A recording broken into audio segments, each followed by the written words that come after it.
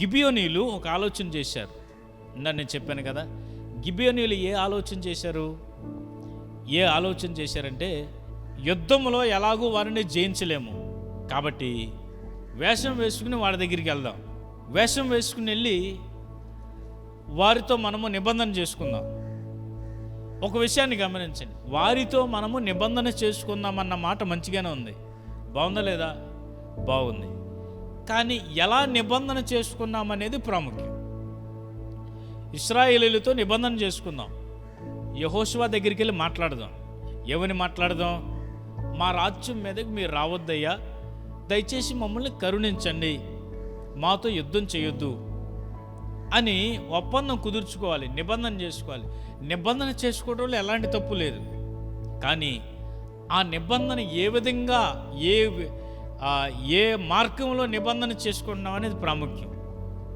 బహుశా ఈ విధంగా నాకు అనిపిస్తుంది. ఏంటంటే గిబియోనీయులు రాజుతో సహా ప్రాముఖ్యమైన ప్రముఖులు వెళ్ళి యెహోషువ దగ్గరికి వెళ్ళి ఈ విధంగా మాట్లాడి, అయ్యా మేము పక్కనే ఉంటాం, గిబియోను ప్రాంతం మాది, మమ్మల్ని దయచేసి మీరు క్షమించి మీ దేవునికి ప్రార్థించి మా ప్రాంతం వరకు వదిలేస్తే బాగుండిద్ది అని మాట్లాడితే చాలా బాగుండిద్ది. కానీ వీళ్ళు ఏం చేశారంటే వేషధారణ ధరించుకున్నారు. ఎలాంటి వేషధారణ? సుదూర ప్రాంతం నుంచి వస్తున్నామని వారు నమ్మించడానికి వీరేం చేశారంటే, గాడిదల కంట పాత గోనె కట్ట ఒకటి కట్టారంట, చిరిగిపోయిన వస్త్రాలు వేసుకున్నారు, పాత పిగిలిపోయిన ఈ ద్రాక్షరసపు సిద్ధులు అంటే కుట్టేసిన ద్రాక్షరసపు సిద్ధులు వాళ్ళు పెట్టుకున్నారు, ఇరిగిపోయిన రొట్టెలు వారు పెట్టుకున్నారు. ఇలా పెట్టుకుని వారు యెహోషువ దగ్గరికి వచ్చారు. యెహోషువ దగ్గరికి వచ్చి, మేము చాలా సుదూర ప్రాంతం నుండి వచ్చామయ్యా అని వారిని మోసం చేశారు. ప్రియ దేవుని బిడ్డలారా, గిబియోనీయులు చేసిన దానిని ఒకసారి మనం ధ్యానం చేసినప్పుడు ఎలా చేస్తున్నామో అంటే నిబంధన మంచిదే, కానీ ఎలా ఆ నిబంధన గురించి ఎలా మనం అడుగులు వేస్తున్నాం అనేది చాలా ప్రాముఖ్యం. భక్తి చేస్తున్నామో కరెక్టే, కానీ ఆ భక్తిలో ఎలా మనం ముందుకు వెళ్తాం అనేది ఇంపార్టెంట్. పరిశుద్ధులుగా ఉండాలి, కానీ అది దానికి మార్గం ఏ విధంగా వెళ్ళాలి అనేది ఇంపార్టెంట్. వారు పై వస్త్రమును మార్చి, పై అపీరెన్స్ను మార్చి మేము ఈ విధంగా ఉన్నామని వారు చూపించుకున్నారు. కానీ వాస్తవానికి వారికి లోపల ఉన్న ఉద్దేశము, లోపల ఉన్న వేషము వేరు. దేవుడు పై రూపమును చూసి మోసపోయే దేవుడు కాదు, లోపల అంతరంగమును చూసి కార్యాలు చేసే దేవుడు. నేను తెల్ల చొక్కా వేసుకుని మీ ముందర నిలబడి ఉన్నప్పుడు నేను పరిశుద్ధని మిమ్మల్ని మోసం చేయొచ్చు సుమా, చాలా ఈజీగా మోసపోతారు. కానీ నా అంతరంగంలో ఉన్న అపవిత్రత వేరు. నేను నీరసం మొహం వేసుకుని ఇక్కడ కూర్చుంటే నన్ను మీరు అడుగుతారు, ఏమని అడుగుతారు? అయ్యా ఒంట్లో బాగలేదా అని అడుగుతారు. అప్పుడు నేను చెబుతాను, 3 రోజుల నుంచి వారం రోజుల నుంచి నేను ఉపవాసం ఉంటున్నాను అని మీకు చెబుతాను. నేను ఉపవాసం ఉన్నప్పుడు నాకు నీరసం లేకపోయినా నా మొహం అలా పెట్టడాన్ని బట్టి మీకు ఏం తెలియజేశాను? అక్కడ నేను ఉపవాసం ఉంటున్నానని మీకు తెలియజేశాను. అంటే పైన వేషధారణ, ఈ వేషధారణ భక్తి ఉందో చూసారా, ఇది చాలా ప్రమాదకరమైనది. దేవునితో నిబంధన చేసుకోవటం మంచిదే, కానీ అది ఏ విధంగా చేయాలి? దేవుని దగ్గర నుండి కార్యాలు పొందడం మంచిదే, కానీ అది ఏ విధంగా చేయాలి? కొన్నిసార్లు చాలామంది ఈ విధంగా చేయడం నేను చూశాను.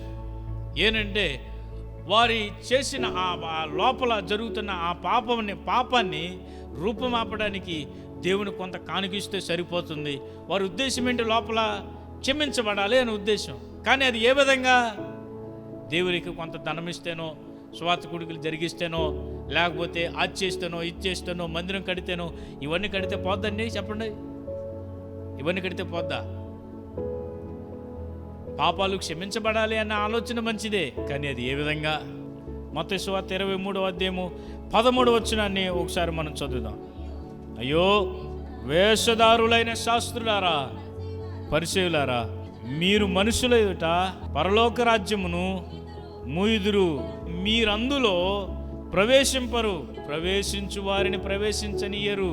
ఈ వచ్చిన మొత్తం ఈ అధ్యాయం మొత్తం 23వ అధ్యాయం మనం చదివితే వారి వేషధారను బట్టి పరలోక రాజ్యాన్ని మూసేస్తున్నారంట. పరలోక రాజ్యాన్ని ఏ విధంగా మూస్తున్నారు వీళ్ళు అంటే, జనులు పరలోక రాజ్యం రావడానికి వీరే అడ్డుగా ఉన్నారు. మందిరానికి రావడానికి వీరే అడ్డుగా ఉన్నారు. దేవుని ప్రేమను తెలియడానికి వీరే అడ్డుగా ఉన్నారు. వేషధారణ అంటే అర్థం ఏంటంటే పైకి బాగానే కనపడతాం, కానీ లోపల కుళ్ళు కుతంత్రాలు ఉంటాయి. క్రైస్తవులుగా మనకు వేషధారణ పనికిరాదు. ఈ వేషధారణకరమైన మనసు ఎంత ఘోరమైన మనసు అంటే సున్నం కొట్టిన సమాధులు అని రాయబడి ఉంది. వేషధారణమైన మనసు ఏ విధంగా ఉంటుందంటే వాక్యమును ఆసక్తిగా వినినట్లుగా కూర్చుంటారు, కానీ వారి తర్వాత వాక్యాన్ని పాటించరు. ఇది వేషధారణమైన మనసు కాదా? ఇది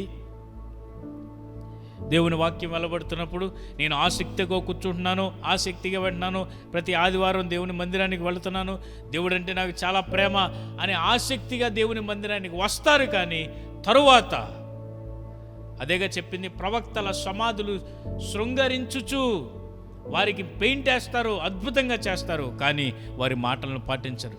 దేవుడు మనం మోసం చేయలేం. God never gets manipulated. ప్రజల్ని ఈజీగా మోసం చేయొచ్చు మనం, ఎందుకంటే ప్రజలకు లోపల అంతరంగం తెలియదు కదా. కానీ మన దేవునికి తెలుసు లోపల అంతరంగం ఏంటో. దేవుని కనుసైగల నుండి మనం తప్పించుకోలేం. దేవుడు మనందరిలో ఈ వేషధారాన్ని దేవుడు తొలగించునుగాక.